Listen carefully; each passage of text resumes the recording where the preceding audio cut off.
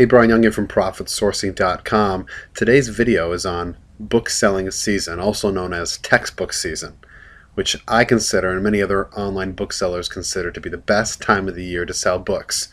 So in this video we're just going to cover the basics of when that season starts and ends, and also what you can expect, contradict some of the main misconceptions about what book selling season actually is. So what is book selling season exactly? That's where there's a lot of confusion among new sellers, and so people are always asking questions in the forum as to when book selling season actually starts, and ultimately how their sales are going to be affected, and how long does it last, and what sells best during this time. And then also some sellers are even saying maybe I shouldn't even bother to buy books now if it happens to be the beginning or the middle of textbook season, almost like they've missed that opportunity and they'll just have to wait again for next year. So we're going to cover that in this video today: when it starts, when it ends, how long it goes, how it should affect your sourcing and your selling as an online bookseller. So here's a graph, a chart of August through February of last year, so 2014. As you can see in the graph, starting June 1st, 2014, there's kind of a pretty steady, consistent stream of books being sold. But then right in the middle of August, the sales shoot up, and then you can see the sales are generally higher than average all the way through January until the middle of February. Now a lot of things are contributing to the varying degree of how many books I sell on a monthly basis. We're obviously reinvesting much of our profits back into new inventory, so regardless of the month, we expect there to be an increase in sales, whether it's January, February, March, April, May, June, July, over the summer through the spring. But what we see with the data that we have in 2014, 2013, 2012 is that sales seem to pick up in a dramatic way in the middle of August, which lasts until the end of January, the middle of February, and drops off. So why does this happen? Why is it that books are selling better in August through February? We'll answer some of those questions hopefully for you. Well, the main reason why I think books sell better, nonfiction books and reference textbook books sell better from August to February, is because it's school time for many colleges and universities throughout the United States.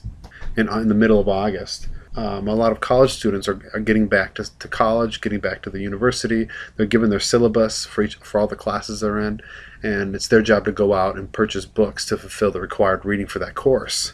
And so I think that's one of the main reasons why we see a lot of these niche nonfiction books and our textbooks and reference books sell at such a fast rate, is because college students looking for these textbooks that are required for their classes. And we see a consistent stream of book selling because sometimes students wait until the last minute to buy their textbook. If you've been in college, you know that there's oftentimes some textbooks that we put off to purchasing until later because they aren't going to be required until towards the end of the semester. Sometimes students purchase their textbooks right before the last test of the year, like they're literally buying their textbook a week before their class ends. And then in January we also see another surge in sales, and I think that has a direct correlation with the new semester beginning. And so the semester begins in August typically at colleges and universities, and then another one in January. And so we do see a surge in sales right around those periods, and so I think that's an indication that a lot of our customers are college students. Another reason why books might sell better in the winter, the fall and winter months, is because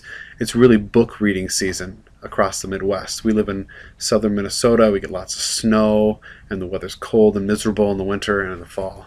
And so I think a lot of people are motivated then to move inside and start reading and studying. It seems like book sales drop off at an alarming rate at the end of the spring and throughout the summer months. And I think this might have to do with the fact that people are reading less because they're outdoors more. And then finally, I think that the media and what's ingrained in our society is that the time to start learning, time to read books and to study new things, is in the fall and the winter when school starts. And so I think you're seeing education everywhere. Whether you're shopping at Target or you're watching TV, there's commercials. The media is telling you that it's back to school time, back to school supplies, and a variety of things that are on sale.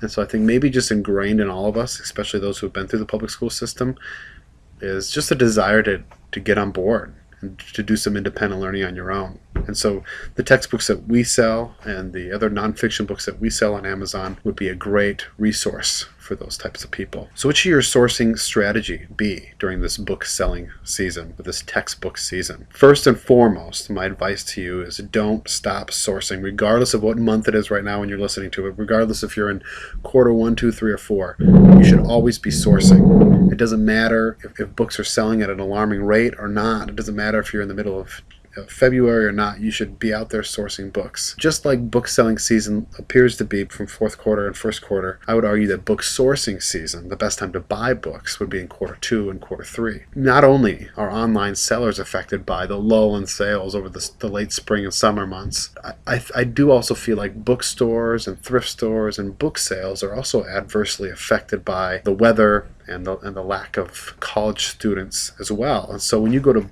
thrift stores and book sales, you're going to see an abundance of books in the spring and in the summer months because nobody's buying them there either. And that's a perfect opportunity for you to stock up, not only to sell them throughout the spring and summer, but also to prepare your inventory for quarter 4 and quarter 1 of that year. Don't stop sourcing no matter what the season. There's always reasons why you could be adding more and buying more books to add to your inventory. So the question comes up, where do we find books in all seasons? Where can we be looking? Because maybe if you live in the Midwest and you do a lot of sourcing at garage, rummage, and yard sales, you're going to find it really difficult to find those types of sales events in the fall and the winter. I put together a list here of all the different places that you can be looking for books. I mean, you might recognize some, you might go to some, and hopefully there's a couple on here that you haven't thought of before, and motivate you to check out some new possible sources for books. So thrift stores are obviously our favorite.